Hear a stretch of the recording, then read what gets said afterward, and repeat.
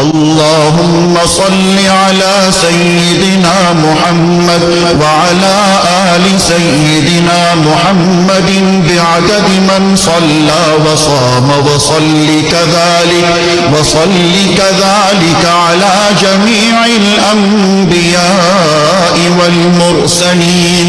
وعلى الملائكة المقربين